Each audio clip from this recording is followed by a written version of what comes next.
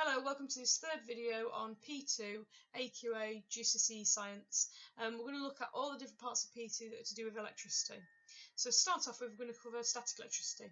Now, static electricity is caused by materials losing or gaining electrons, and it occurs in insulating materials in particular. So if you rub two insulating materials together, electrons will be rubbed off, and one of them will become more positive and the other one will become more negative. So if we look at these sentences here, the material that gains electrons becomes negatively charged, whereas the material that loses electrons becomes more positively charged. So if we look at this example here, the polythene rod has become more negatively charged as it's gained electrons, whereas the dry cloth has become more positively charged because it's lost electrons. Now, whenever you've got a charge in an object, you should know that two like charges always repel each other, and two different charges attract. So if, for example, we use a Van de Graaff generator and somebody holds on to it and their hair starts to stand on end, the reason their hair is starting to stand on end is because all of their hair, each piece of it is going to have a like charge. It's going to have the same charge, and because of this, all of their hairs want to separate themselves out in such a way that they're equally repelling each other, so they end up standing on end, like so. Very shocked person.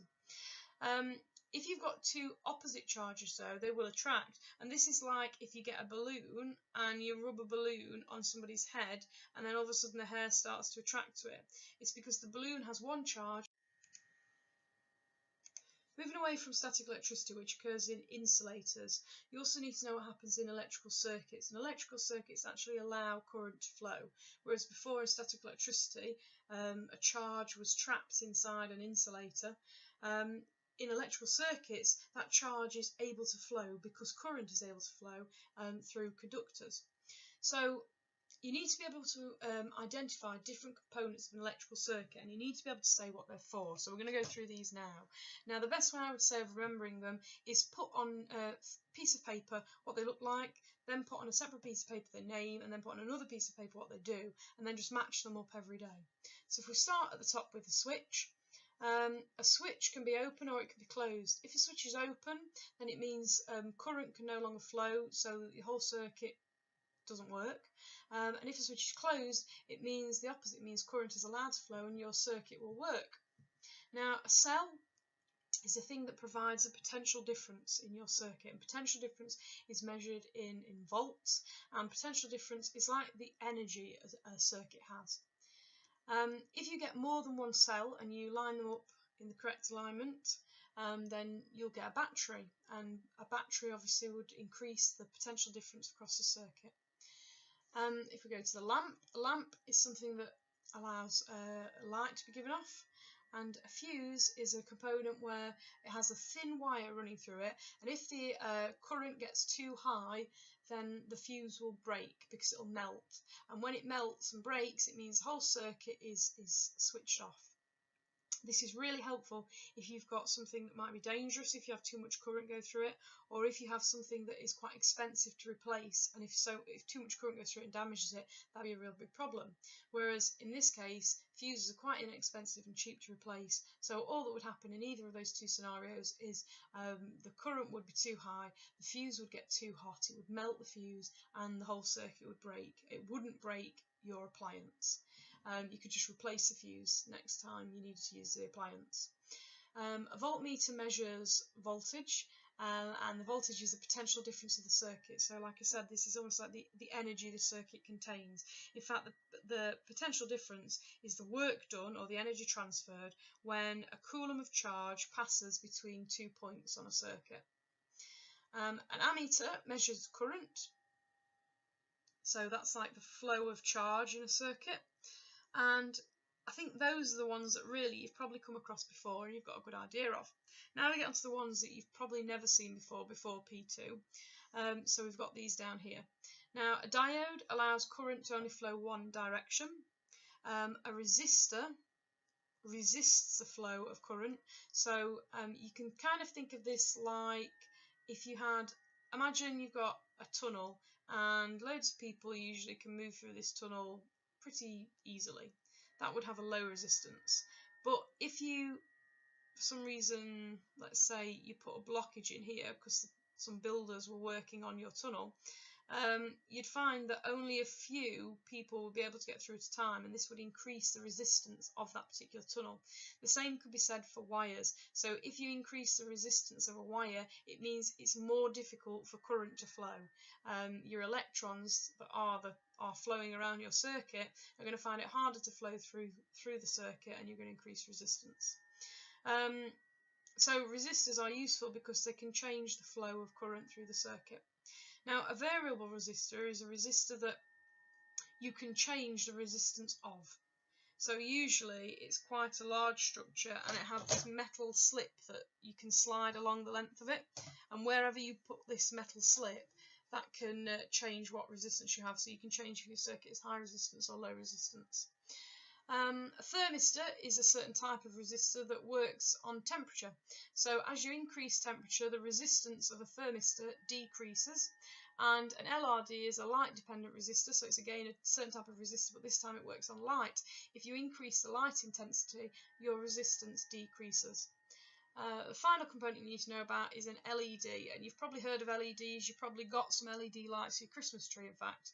LEDs are light emitting diodes. They are diodes, so they only allow current in one direction, but as current flows in that one direction, they emit light. So they're very helpful, they're very useful things because they're really small, they're very efficient, and they don't produce lots of heat like other lamps might. So if you're ever scared about leaving LEDs in a Christmas tree overnight, let's say, they're not as, it wouldn't be classed as, it wouldn't be seen as dangerous as leaving in a load of lamps plugged in, because lamps get really hot, whereas LEDs. Now we're going to have a look at the relationship between charge, current and time. Now, electrical current is the flow of electrical charge in a given time. So if I just show you this equation here, this is what you're given on your equation sheet. The one thing you aren't given is the units, so we'll go through those now. Current is in amps, charge is in coulombs, and time is in seconds. Now, putting this into equation triangle, you're going to have charge at the top, current at beneath, and times it by time. Now we'll try this with a question. How much charge moves if a current of 10 amps flows for 30 seconds? Well, in that case, you're trying to find charge. So we'd cover up charge, and you're going to do current times time. So you're going to do 10 times 30, and you're going to come up with 300 coulombs. Now, to measure electrical current, what we can do is we can use an ammeter. And you always connect ammeters in series. So let's say we have a circuit that has a cell in it, and it has a single bulb in it.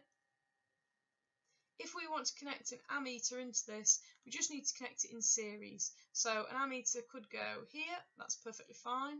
An ammeter could also go there, and there's no problem with that either. So ammeters are always connected in series.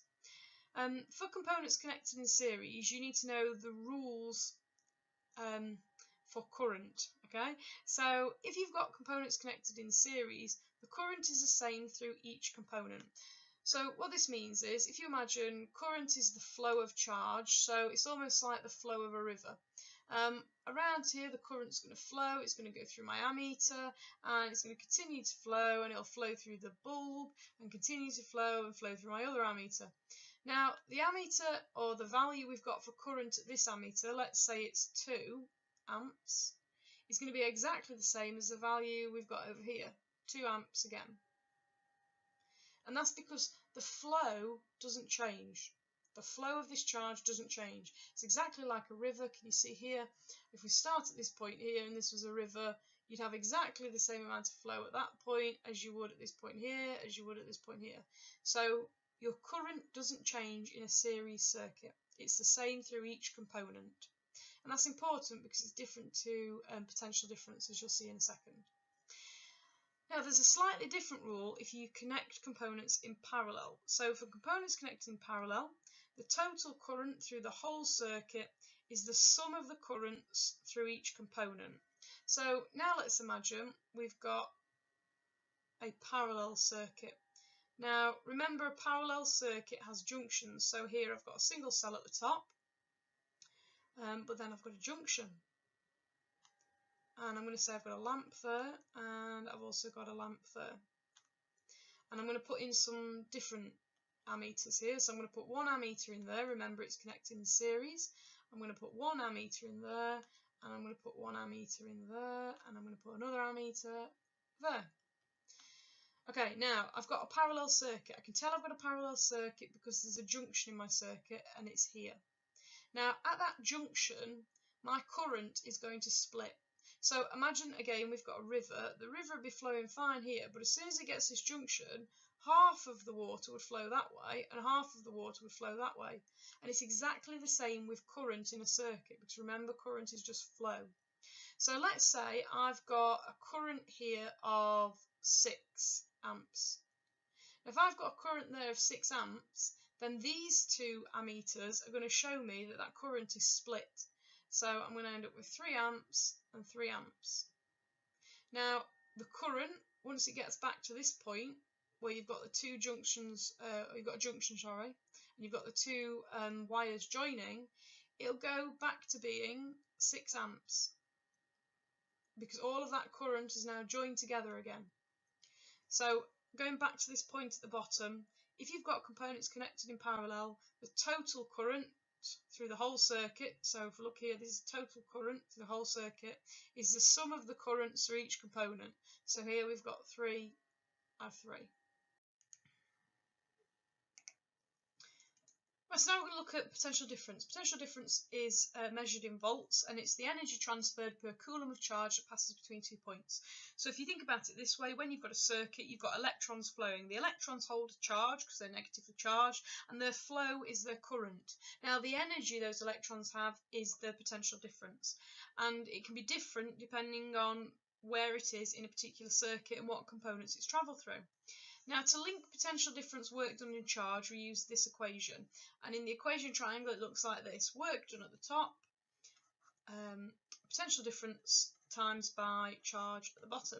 And the units for this are volts for potential difference, joules for work done, because work done is like energy transferred, and charge is in coulombs. Now, if we try this question, how much energy is transformed when the potential difference is 120 volts and the charge is 2 coulombs? Well, we're going to need to know energy, so we're going to cross out energy in our triangle, or work done, and then that leaves us with the voltage times by the charge. So we're going to do 120 times by 2, and we'll get 240 joules. Now, you also need to know the rules with regards to measuring voltage. So just like we had rules for ammeters, we've got rules for voltmeters. So voltmeters are always connected in parallel. What this means is, let's say we have an example circuit like this, where I've got a cell, I've got a lamp, and I've got another lamp. This is a series circuit. Now, if we wanted to measure the current in that series circuit, then we could just connect in an ammeter, let's say here, and that would be in series. But that's not the case for voltmeters. They have to be connected in parallel. So if you ever connect a voltmeter to measure the potential difference across a particular component, what you need to do is make it into a parallel circuit. So, for example, if I wanted to measure the potential difference between this point and this point, so I wanted to measure the potential difference across that component, I would need to connect my voltmeter like so, in parallel.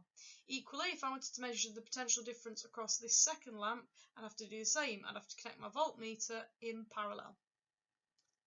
Now, for all components connected in a series circuit, the total voltage through the whole circuit is the sum of the voltages through each component.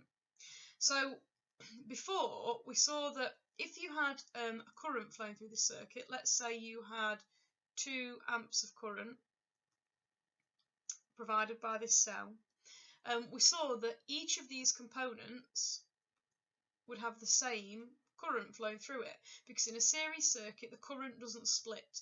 It continues to flow all the way around the circuit, and so the same amount of current is everywhere in that circuit. However, voltage is different. So let's say this battery supplies, let's say it supplies 6 volts. If that battery supplies 6 volts, that voltage, that energy, has to be shared between both the components in the circuit. So here we'd have 3 volts to this lamp and 3 volts to this lamp. So in a series circuit, voltage is shared. Now this changes if we have a parallel circuit. So we'll draw a parallel circuit down here.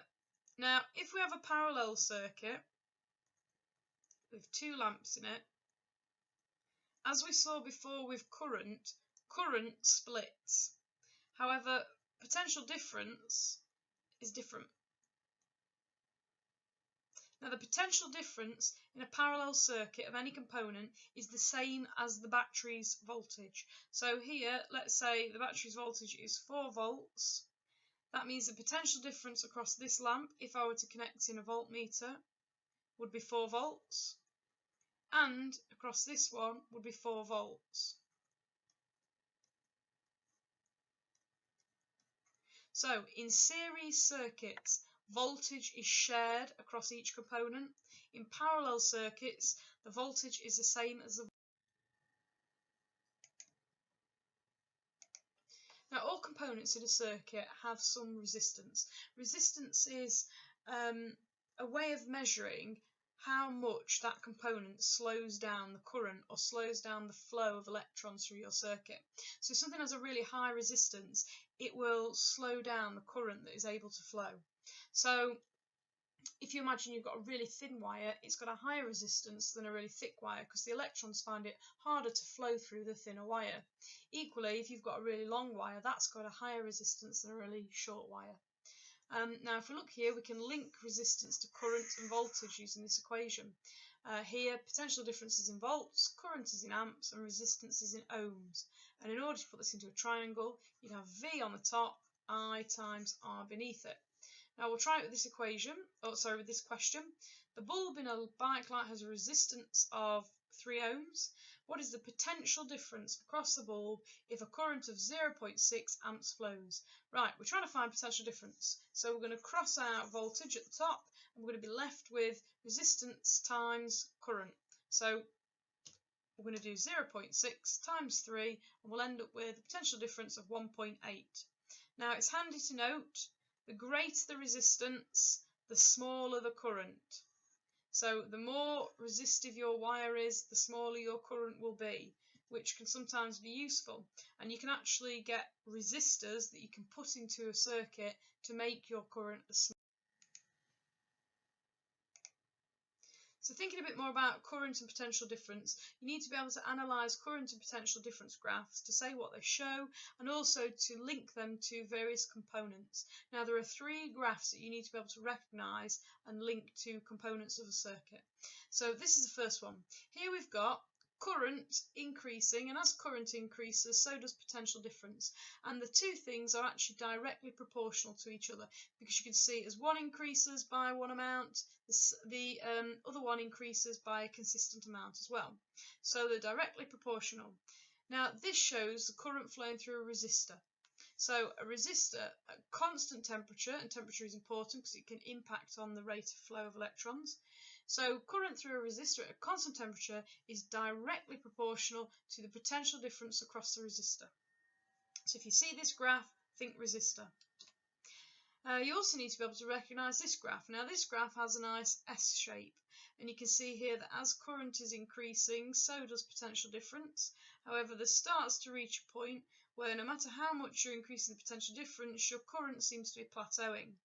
Now this is because you're starting to see the effects of resistance. So this graph represents a filament bulb.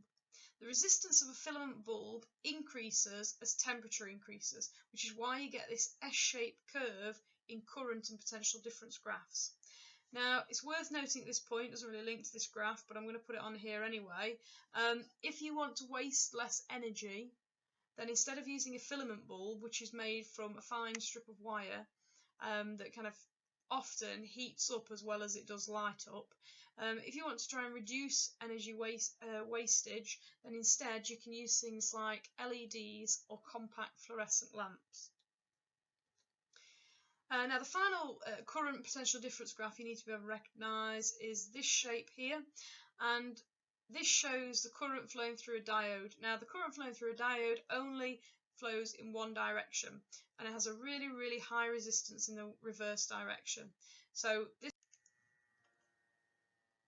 Now, moving away from simple circuits and onto household electricity, there are two sources of electricity that we tend to use in the home. These are cells and batteries, and these provide direct current. And there's mains electricity, which provides alternating current. Now, direct current flows in one direction, whereas alternating current switches backwards and forwards. And in the UK, alternating current has a frequency of 50 Hz and a potential difference of 230 volts. Now, any appliance that connects to the mains electricity has a plug, and you need to know about the structure of a plug. So inside the wires, they're made from copper, and they're made from copper because copper is a really good conductor. It's also malleable, which means it can be bent into shape, and it also is ductile, which means it can be drawn into wires, which means we can create quite flexible, long wires for appliances. Now, the outside casing of plugs is made from plastic, and the reason for this is because plastic is a good insulator. The outside of the copper wires also has a plastic coating, and this again is because it's a good insulator. Finally, the pins of the plug are made from brass. Now, the reason they're made from brass is because they need to be good conductors of electricity, but also they need to be a bit stronger than copper wires. So if you think about it, the copper used in wires is quite flexible, and if you tried to use that copper in the pins, you might find your pins start to lose shape as you're taking them in and out of the plug socket, whereas brass is a lot harder, so keeps its shape well. And now, you need to know that in any appliance that's got a metal casing, it's got to have an earth wire. So here is a bit about the earth wire. The earth wire is connected to the ground, and that's why we call something earth if it's got an earth wire in it. And it's found in appliances, as I said, with metal casings. Now, its job is to take away any current that might flow through the object if the live wire were to touch the casing.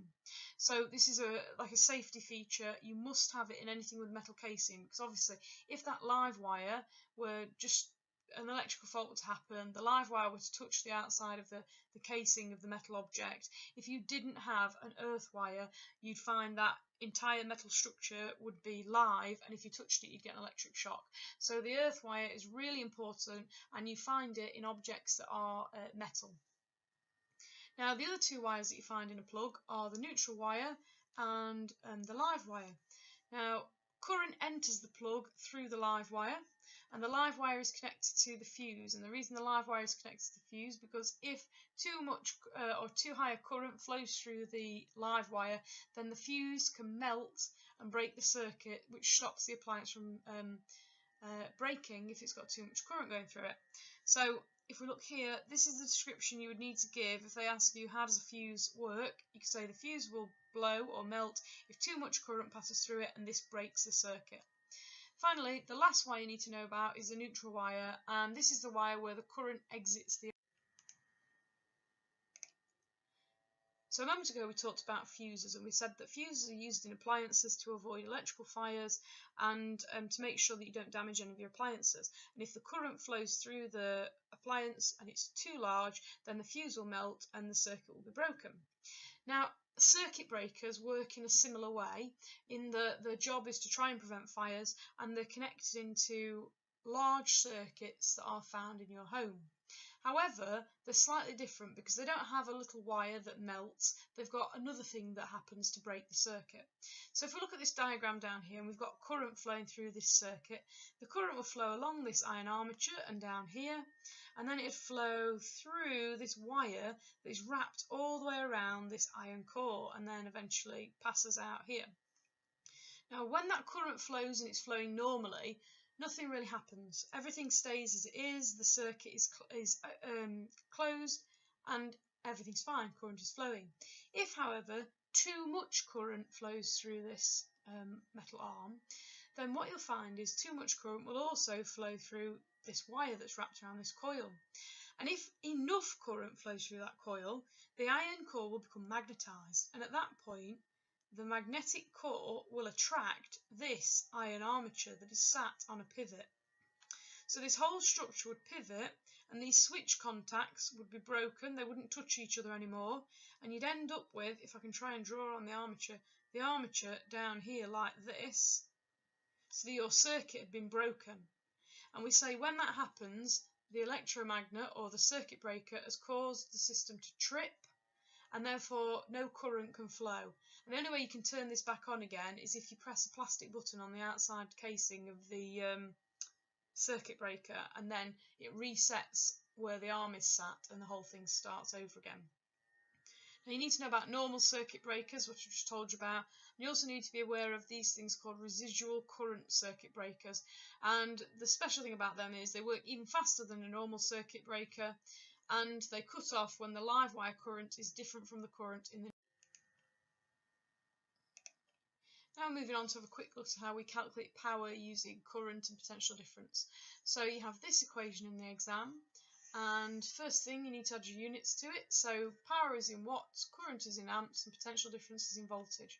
Now to put this into a triangle, your power is going to go on top and your current and potential difference will be beneath that, times it together. Now we'll try a question.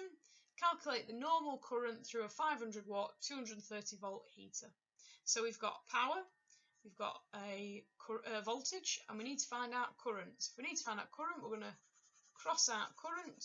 We're left with power divided by potential difference, or voltage. So we're going to need to do, in this case, 500 divided by 230 volts, and we get 2.2 amps, and that's the current flowing through the system.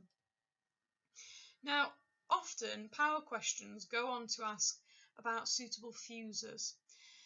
So they'll give you usually a range of fuses, and they'll say to you, which would you use for this appliance based on your calculation? So from our calculation, you can see that this appliance uses 2.2 amps. Now, the fuse we need to use needs to be large enough that it allows 2.2 amps to flow through without any consequence. But equally, it doesn't need to be so large that way more electricity or way more current than that could flow through it. So you want it to be as low as possible without it being lower than the amps needed to run your particular appliance. So here, if we've got a selection of 3 amps, 5 amps or 13 amps, which would you use for the appliance? Well, you'd use a 3 amp fuse. The reason for that is it's large enough that 2.2 amps can go through it without consequence, so without the fuse breaking, and that's what we need in order for the appliance to run. But equally, it's not so large that if it allowed that amount of current through the appliance, it would break the appliance or cause a fire. So the last thing we're going to look at in this video is charge. Only higher tier candidates need to know how to do this. Here's the equation that you'll use, and the units are as follows: energy in joules, voltage for potential difference, so volts, and then your charge is in coulombs. Now to put this into an equation triangle, you're going to have E at the top, potential difference at the bottom, times charge. So try it with this question. To calculate the energy transferred in a component when the charge passing through it is 30 coulombs and the potential difference is 20 volts. So we need to know energy. If we need to know energy, we'll cross out energy, and it leaves us with potential difference times charge. So we're going to do 20 times 30, and our energy